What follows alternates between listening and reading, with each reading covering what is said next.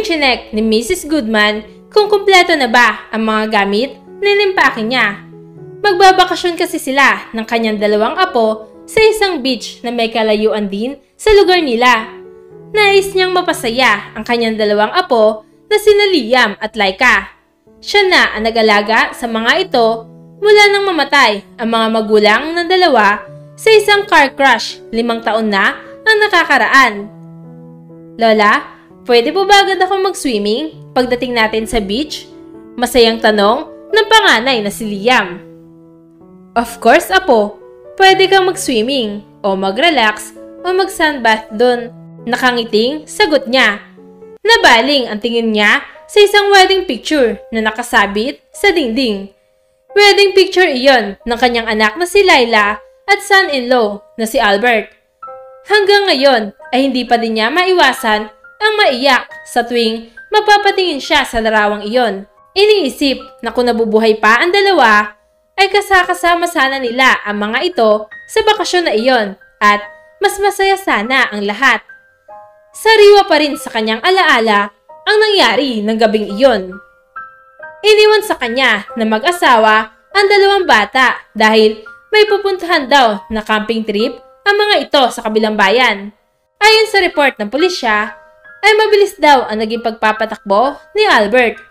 Maulan din ng gabing iyon at dahil madulas ang daan, ay hindi nakakontrol ni Albert ang sasakyan dahilan para magdire-diretso iyon sa gilid ng tulay patungo sa ilog.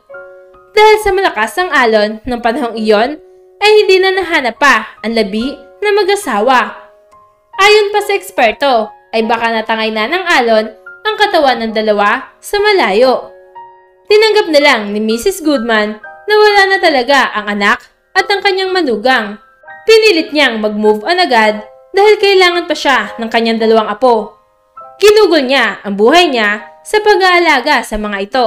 Kaya naman, labis ang pag-iipon na ginawa niya para lang mapasaya ang mga ito at maipasyal sa beach. Para komportable at hindi mapagod ang dalawang bata, kahit mahal, ay nag-book siya ng flight. Masayang masaya sina Liam at Laika habang panay ang tingin sa bintana. Nais nilang makita ang dagat. Nakangiti naman si Margaret Goodman habang pinagmamasdan na dalawang apo. Maya-maya pa ay pumikit siya para umidlip muna. Nagising lang siya nang marinig ang excitement ng mga pasahero kabilang ang kanyang mga apo sa paglanding ng eroplanong sinasakyan. Nang makarating, ay mabilis na nagtungo ang dalawang bata sa beach. Sandali lang, huwag niyong tatangkaing lumangoy ng hindi suot ang inyong life jacket ha? Natatawang sabi ni Margaret. Payapang huminga siya ng malalim. Ibang-iba talaga kapag presko ang hangin, hindi gaya sa syudad na puro usok. Ginugol nila ang buong araw na iyon sa dalampasigan. Hindi niya inalis ang tingin sa dalawang apo na walang kasawaang naglalangoy. Kinabukasan, habang nagbabasa siya ng magazine sa kalagitnaan ng araw, ay napansin niya si Liam na tahimik habang may tila tinatanaw sa malayo. Nilapitan niya ito at napansin niya ang pagtataka sa mukha nito. Bakit, Liam? May problema ba? Takang tanong niya rito. Kasi po, Lola, nakita ko po si Mommy at Daddy dito sa beach. Nakatayo sila dun sa ice cream booth habang magkahawak kamay. Sabi ni Liam na halata ang kalituhan sa mukha. Nabigla siya sa sinabi nito. Huminga muna siya ng malalim bago ito hinawakan sa magkabilang balikat. Liam, apo, alam mo naman di ba na matagal nang wala ang Mommy at Daddy mo. Nakasama na nila ngayon si Papa God. Sabi niya, pero hindi ito nakinig. Pinagpilitan pa rin ni Liam na nakita nito ang mga magulang. Para matahimik na ang apo, ay pinaturo niya rito kung saan nito nakita at tinutukoy nitong kamukha ng mga magulang. Naiiling na pinuntahan niya at tinuturo ng apo. 100% sure si Margaret na mali ang apo dahil 5 taon nang patay ang mga magulang nito. Ngunit, nang makita niya ang tinutukoy ni Liam, ay ganoon na lamang ang pagkabigla niya na makita ang anak na si Laila kasama ang isang lalaking kamukha ni Albert. Hindi alam ni Margaret kung ano ang mararamdaman ng mga sandaling iyon. Kasalukuyang nagtuturo ang anak na si Layla ng ice cream habang masayang nakahawak sa lalaking kamukha ni Albert. Samantalang, hindi naman napansin ni Layla at ng kanyang kasamang lalaki, si Margaret, na grabe ang pagkagulat sa mukha at halos hindi na makagalaw sa pagkabigla. Paanong nangyari to? 5 taon akong nagluksa dahil inakala kong patay na sila. Naiiyak na bulong ni Margaret sa sarili. Matapos magbayad sa ice cream vendor, ay naglakad na ang dalawa palayo. Dala ng kalituhan, kasama ang 2 apo, ay sinundan nila ang anak at ang lalaking kasama nito, na bagamat kamukha ni Albert, ay medyo may kaliitan ito at kaitiman kumpara sa kanyang manugang. Lola, bakit po natin sila sinusundan? Are we playing spy? Inosenteng tanong ng 6 years old na si Laika. Baby pa lang ito nang mangyari ang aksidente. Samantalang si Liam naman ay patuloy pa ding nakatingin sa 2 tao na kanina pa nila sinusundan. Yes, apo. It's a game. Kailangan lang nating maging quiet, okay? Mahinang sabi niya rito. Hindi nagtagal ay huminto sila sa paglalakad na makitang pumasok ang 2 sinusundan sa isang malaking bahay. Saan galing ang pera nila para makabili ng ganito kalaking bahay? Takang tanong ni Margaret sa sarili. Nang oras din na iyon, ay tumawag siya ng pulis para makumpirma ang kanina pa mga tanong ng kanyang isip. Naupo sila ng kanyang apo sa isang bench saka naghintay sa pagdating ng mga pulis. Nang makarating, ay sinabi agad ng ginang lahat ng impormasyon sa mga ito. Tinungo agad ng mga pulis ang loob ng bahay. Dahil ayaw makipag-cooperate ng lalaking may-ari ng malaking bahay, ay napilitan ang mga pulis na i-detain ito. Saka lang ito nagsalita nang dalhin na sa police station at iharap sa video camera. Dito ay isinuwalat nito ang lahat. Nalaman nila na ang lalaking may-ari ng malaking bahay at kasakasama ni Layla ay ang nakatatandang kapatid pala ni Albert na si Henry Wilson. Mula pa man noon ay mainit na ang pulisya kay Henry dahilan kung bakit hindi ito nag-i-stay sa isang lugar. Magkamukha ang magkapatid na Henry at Albert. Yun nga lang ay magkaiba naman ang ugali ng mga ito. Kung bulakbol si Henry, ay mahilig naman mag-aral si Albert at masipag. Dahil dito, matapos ang graduation, ay inilayo ng kanilang ama si Henry kay Albert. Iniisip kasi nito na baka magaya si Albert sa kuya nito na walang patutunguhan ng buhay.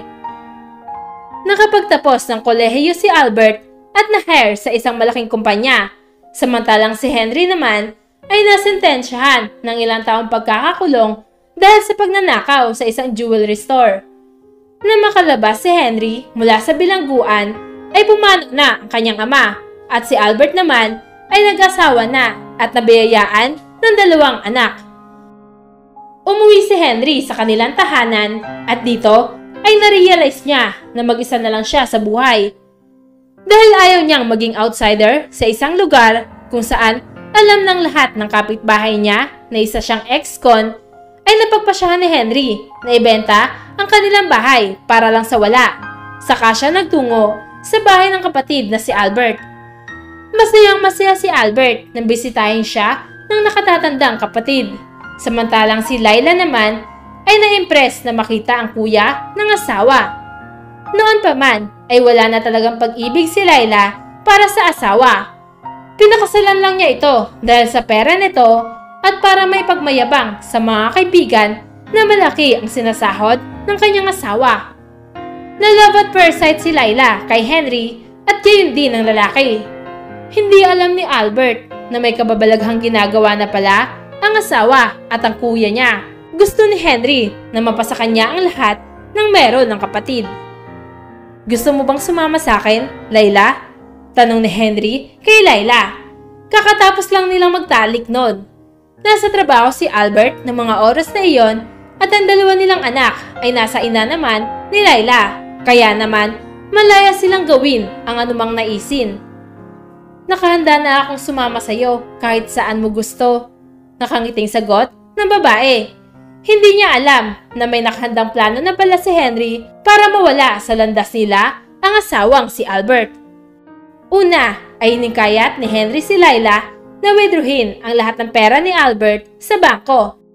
Pagkatapos ay inimbitahan ni Henry ang kapatid sa isang camping trip. Sa kanilang biyahe, pinainom ni Lila si Albert ng tsaa na hinaluan niya ng gamot pampatulog. Pagkatapos ay binuhat ni Henry ang walang malay na kapatid at isinakay sa sasakyan at doon ay pineke nila ang aksidente. Dahil sa dati na siyang kriminal, kaya sanay na siya sa ganoong eksena. Alam niyang matatangay ng malakas na alon ang katawan ng kapatid. Gamit ang perang winidraw nila sa account ni Albert, bumili sila ng malaking bahay malapit sa beach kung saan malayong malayo sa bahay nila Albert at doon ay nagsimulang mamuhay na magkasama. Labis ang naging pag-iyak ni Margaret sa ginawang kasamaan ng anak na si Lila. Hindi niya akalain na ipagpapalit nito ang lahat, maging ang sariling mga anak, para lang sa isang lalaki. Grabe pagmamakaawa ang ginawa ni Lila sa kanya para tulungan itong hindi makulong, pero binaliwala niya iyon. Hindi niya kukonsintihin ang ginawa nitong kamalian. Kailangan pagbayaran ng dalawa ang ginawa nitong kasamaan. Labis din ang panalangin niya na sana ay mapayapa na ngayon si Albert kung saan man ito naroroon. Makalipas ang 6 na buwan mula nang arestuhin sina Lila at Henry, ay nakarinig ng pagkatok sa pinto si Margaret. Nang buksan niya iyon, ay ganoon na lamang ang gulat niya nang mamukhaan kung sino iyon. Hindi siya maaaring magkamali. Ang kanyang manugang na si Albert ang nasa labas ng pinto. "Albert, ikaw ba yan? Paano nangyari to? Ang akala ko ay patay ka na," sabi ni Margaret sa nanginginig na tinig. Ngumiti si Albert at pumasok sa loob, saka ikinuwento sa biyanan ang sinapit niya 5 years ago. Hindi siya gaanong tinangay palayo ng alon gaya ng inaasahan ng kapatid. Natagpuan siya sa dalampasigan ng isang mangingisda, ngunit sa kasamaang palad nang magising siya ay wala siyang maalala. 5 taon siyang nanirahan sa lugar na iyon nang wala siyang memorya.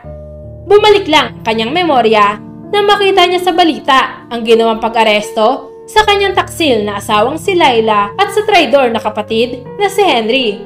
Sa pag-uwi ay alam niyang hindi niya mapapatawad ang ex-wife at ang kapatid. Itinuon niya ang sarili sa 2 anak na ngayon ay nasa pangangalaga na niya. Ipinangako niya sa sarili na hindi niya pababayaan ang mga ito at mamahalin hanggang sa huling sandali niya.